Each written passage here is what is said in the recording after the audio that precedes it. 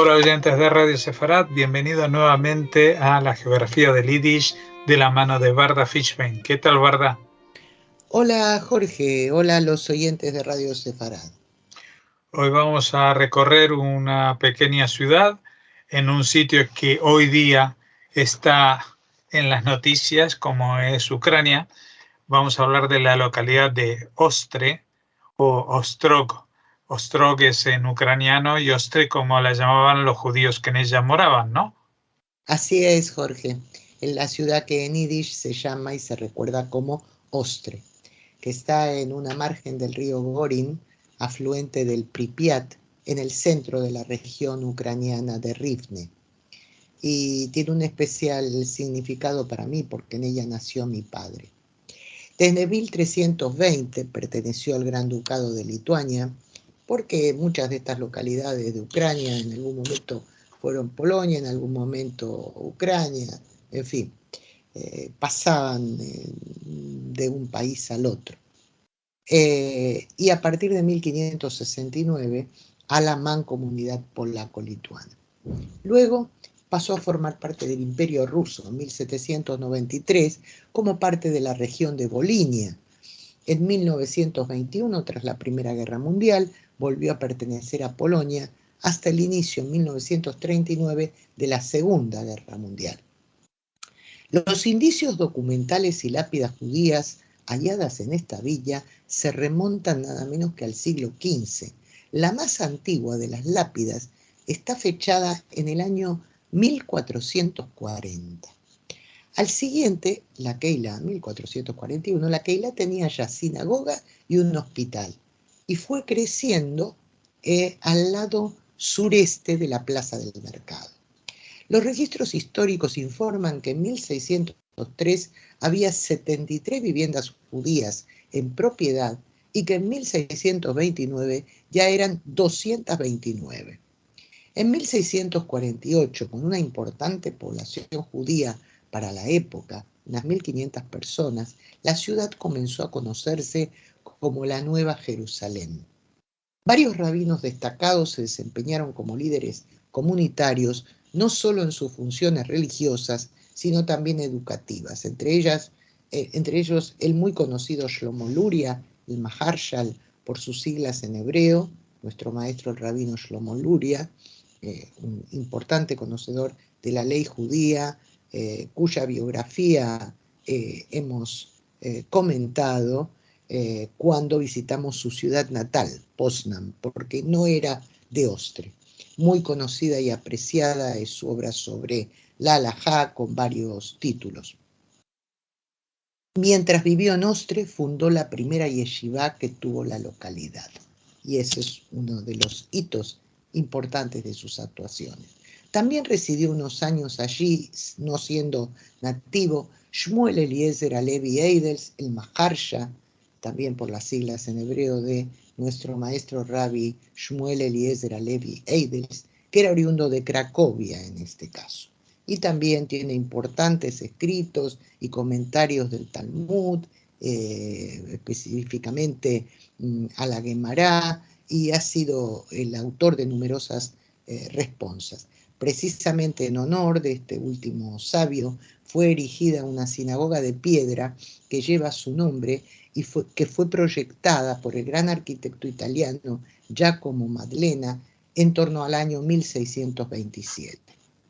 Entre las keilot de la región de Volinia, Ostre era una de las más importantes, con representación en el Consejo Regional y en el Consejo de las Cuatro Tierras, que eran quienes dirigían la política comunitaria de toda Polonia. Durante la rebelión cosaca, encabezada por Bogdan Khmelnytsky, la ciudad sufrió dos invasiones. La primera en el mes de julio de 1648 y la segunda en marzo de 1649. En el transcurso de las mismas, los cosacos asesinaron a cuantos judíos pudieron, aunque muchos habían huido ante la proximidad de las hordas cosacas, conocedores de sus crueles ataques. Uno de los huidos fue el gran rabino David Alevi Segal, también conocido como Turei Zahav, autor de un comentario sobre el Shulchan Aruch.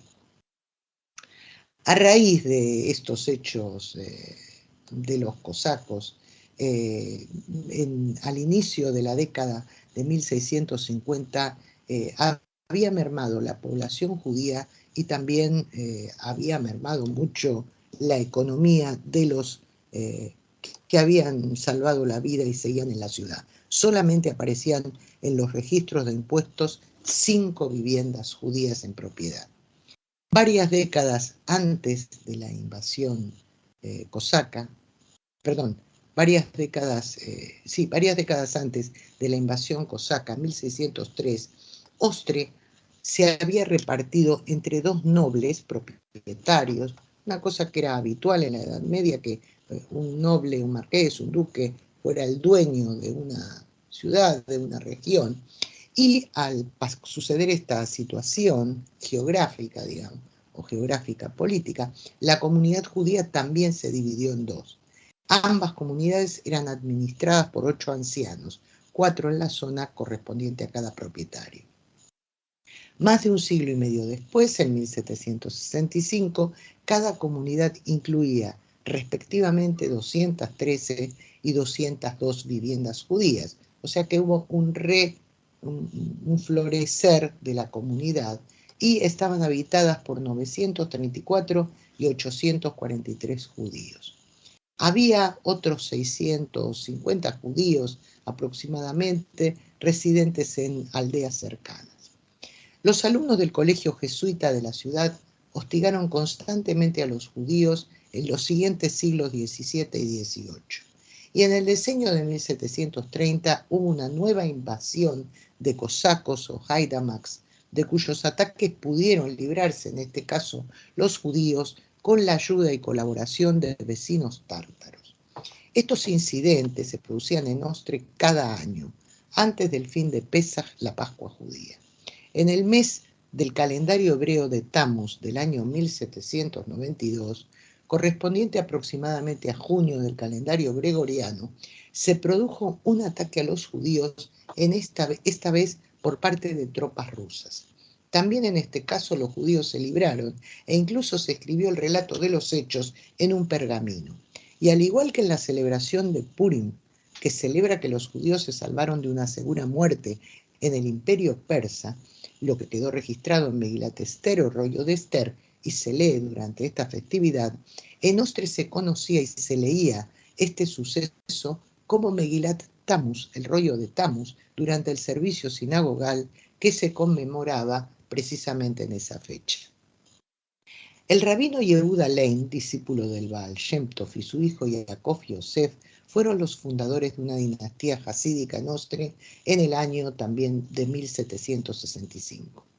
Asimismo, entre el final del siglo XVIII y principios del siguiente, la villa fue el centro más importante de edición de libros judíos en Rusia, a tal punto que entre los años 1794 y 1824 en Ostre se crearon 7 imprentas judías. En la ciudad también había seguidores del movimiento de la Escalá, de la Ilustración judía, cuyo núcleo y lugar de referencia era el Bet Midrash Sussman. Un tiempo después, los Maskilim fundaron un Talmud Toire y un hospital. Continuando con temas educativos, a partir de mediados del siglo XIX, Ostre contaba con un comedor, temas educativos y instituciones de bienestar social. Ostre contaba con un comedor social, una residencia para ancianos, una escuela judía estatal, una biblioteca y también con una escuela privada para niños. A finales de esa centuria, en el año 1897, la Keilah estaba integrada, según un censo, por 9.208 judíos, que eran el 62% de la población. Poco más de una década después, el número había crecido hasta las 11.838 personas, también por registros oficiales, y por supuesto también había crecido su porcentaje hasta ser un 65% de los vecinos de la villa. En las 2 décadas anteriores a la Segunda Guerra Mundial, Ostre era una ciudad donde los judíos se ganaban la vida, sobre todo con el comercio y la elaboración de productos de materias primas de origen agrícola. Por esa época, las organizaciones sionistas de diversas ideologías eran muy activas en la ciudad. La Keilah se había dotado de más recursos e instituciones, como una moderna escuela de la red Tarbut y una biblioteca que atesoraba obras en yiddish y en hebreo. En el año 1933 se había fundado una segunda yeshiva con el nombre de Maharsha, además de otra que se creó en 1910. También se abrió un orfanato. Cuando los nazis y los soviéticos se repartieron el entonces territorio polaco donde se encontraba Ostre, la zona oeste de Volinia pasó a ser territorio de la Unión Soviética en septiembre de 1939 y se clausuraron todas las actividades de las instituciones judías. Una vez roto el pacto, los nazis ocuparon la ciudad en julio de 1941 e inmediatamente designaron un Judenrat. En el mes de septiembre de 1941, a 2 años de iniciada la invasión alemana de Polonia y la Segunda Guerra Mundial, 5.500 judíos de la ciudad ya habían sido asesinados y a los restantes se los confinó en un gueto situado en una zona prácticamente en ruinas de la ciudad. Un año más tarde, los nazis asesinaron a otras 3.000 personas judías que habían sobrevivido a la primera masacre. Ostre fue liberada en febrero del año 1944 y unas docenas escasas de sobrevivientes, algunos de los cuales habían sido partisanos, volvieron a su ciudad natal, aunque al final de esa misma década la mayor parte emigró a Israel, Estados Unidos y otros países occidentales. Aproximadamente eran 100 los judíos que quedaban en Ostre en la década de 1980, al final de la cual cayó el muro de Berlín y se desintegró la Unión Soviética. Todos eran de familias que habían llegado desde otras zonas tras la guerra, porque en Ostre, como hemos dicho, los pocos que volvieron y que eran de allí se marcharon muy pronto. En el año 1992, en los 3 lugares donde se habían cometido asesinatos masivos, se pusieron placas para recordar esos sucesos. En el año 1995, el arquitecto Zalman Shohat, nacido en Ostre, diseñó un memorial erigido en el punto principal donde se produjeron los 5.500 asesinatos mencionados. En 1993, la pequeña Keilah judía local se inscribió en el registro oficial como institución. La iniciativa tenía como objetivo y preocupación fundamental ofrecer servicios sociales a los ancianos, ya que a raíz de la gran emigración antes mencionada, prácticamente solo quedaban en Ostre alrededor de 30 judíos, todos ellos muy mayores. Y bien, como siempre hacemos, vamos a hablar de algún nativo destacado. Y entre los más prestigiosos nativos de Ostre merece ser mencionado Menachem Mendel Bieber, que nació en la ciudad en 1848. Era maestro, escritor e investigador en historia, y en este último empeño profesional rastreó y dejó documentación escrita sobre la historia de los judíos de Ostre, cuyo legado era de su máximo interés. Su manera de honrar la memoria de sus correligionarios de nacimiento fue la de erigir un monumento literario a la Keilah. A los 18 años contrajo matrimonio y se fue a vivir a Cracovia, donde estudió la carrera universitaria de historia y trabajó como profesor en un instituto de enseñanza secundaria judía de esta ciudad. Pero en sus horas libres se dedicaba a trabajar tanto en la biblioteca local de Cracovia como también en la de Vilna y Varsovia. Entre sus novelas históricas, Bieber escribió una llamada Die Nacht in Goles, La noche del exilio, publicada en 1874, y Den das Leben und geblieben, Cuando florecía la vida, de 1877, ambas originalmente en yiddish. Volvió a Ostre en 1889 en busca de una documentación que le interesaba para sus investigaciones y lamentablemente descubrió que los documentos habían sido destruidos durante un incendio. A cambio de las lecturas que hubiese podido hacer, se dedicó a rastrear en las matzebot, en las lápidas del cementerio judío, Y de sus investigaciones resultó un trabajo sumamente valioso sobre la historia de los judíos de esta villa, desde su arribo en el siglo XV hasta los albores del siglo XX. Volcó este trabajo en 17 artículos que fueron publicados en diversas revistas académicas de Varsovia, Moscú y San Petersburgo. Die alte Ostroger Jüdische Welt en Yiddish, título que significa el antiguo mundo judío de Ostre, fue su primer trabajo monográfico, ensayístico, sobre la historia de los judíos de su ciudad natal, y vio la luz en el año 1902 en Varsovia. Y a esa obra le siguió Maskeret Ligdolei Ostroha, título que en este caso escribió en hebreo y que significa en recuerdo de los grandes. Los grandes se refiere a los grandes rabinos de Ostre, que se publicó en 1907 en Berdichev. Esta segunda obra es una verdadera enciclopedia que hasta hoy se considera un extraordinario compendio de documentación histórica, donde el autor dejó reflejada la vida y obra de más de 400 rabinos y líderes de la comunidad judía de Ostre. Asimismo, Weber fue autor de más de 100 notas periodísticas para publicaciones del mundo entero, a la vez que seguía siendo profesor, en este caso del Instituto de Enseñanza Secundaria de Ostre y también de su Talmud Torah.